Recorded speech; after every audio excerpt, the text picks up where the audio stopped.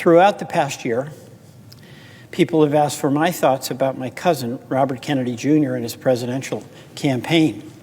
I did not comment, not only because I was serving in a government position as the United States ambassador to Australia, but because I have never wanted to speak publicly about my family members and their challenges.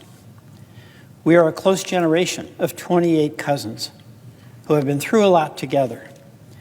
We know how hard it has been, and we are always there for each other. But now that Bobby has been nominated by President Trump to be Secretary of Health and Human Services, a position that would put him in charge of the health of the American people, I feel an obligation to speak out. Overseeing the FDA, the NIH, and the CDC, and the Centers for Medicare and Medicaid Services, agencies that are charged with protecting the most vulnerable among us, is an enormous responsibility, and one that Bobby is unqualified to fill. He lacks any relevant government, financial, management, or medical expertise. His views on vaccines are dangerous and willfully misinformed. These facts alone should be disqualifying. But he has personal qualities related to this position, which, for me, pose even greater concerns. I have known Bobby all my life. We grew up together. It's no surprise that he keeps birds of prey as pets because he himself is a predator. He's always been charismatic, able to attract others through the strength of his personality, his willingness to take risk and break the rules. I watched his younger brothers and cousins follow him down the path of drug addiction.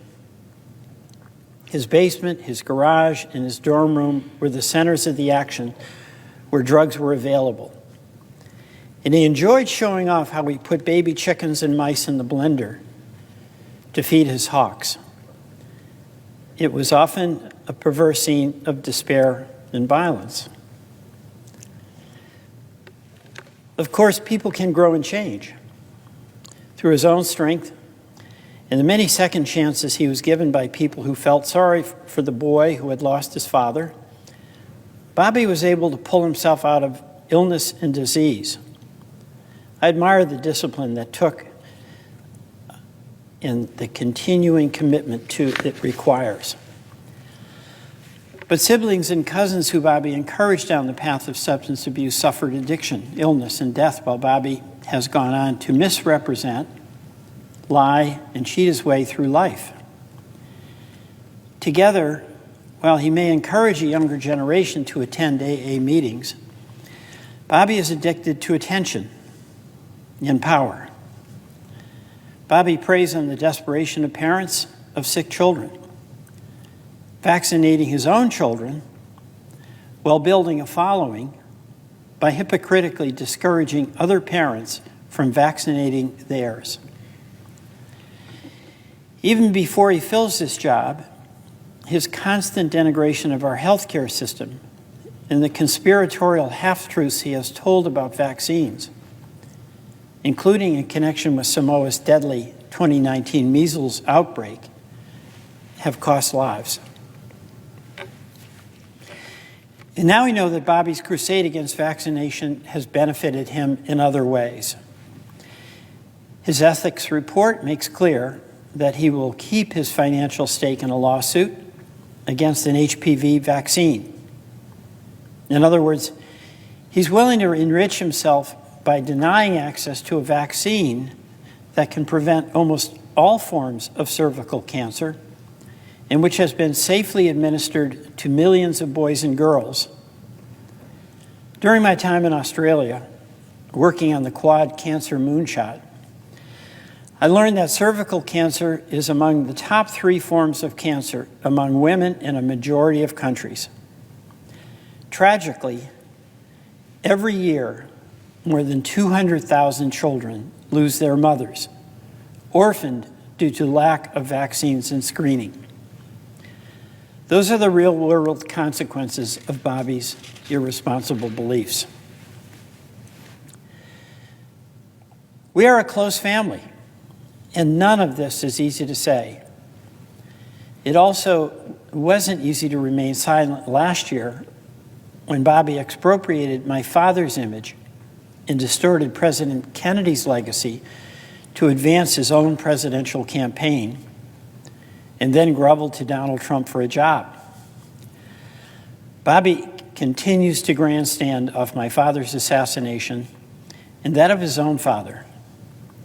It is incomprehensible that someone who is willing to exploit their own painful family tragedies for publicity would be in charge of American life and death situations.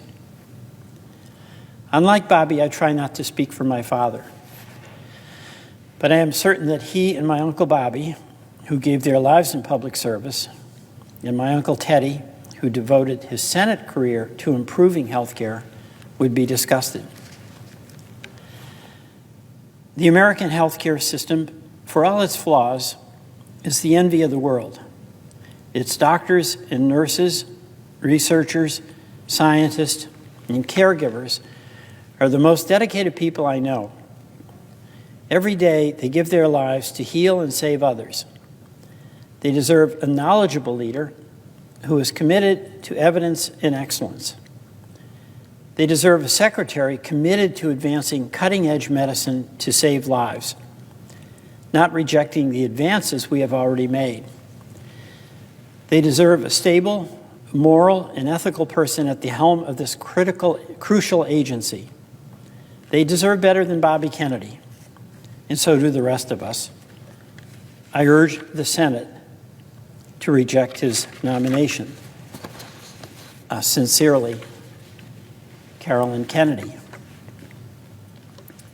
That's a hard letter for her to have written, a hard letter for me to have read, but from a person who's known him all his life, who admires his capacity ultimately to kick the heroin addiction that he had, has expressed very clearly questions about his character.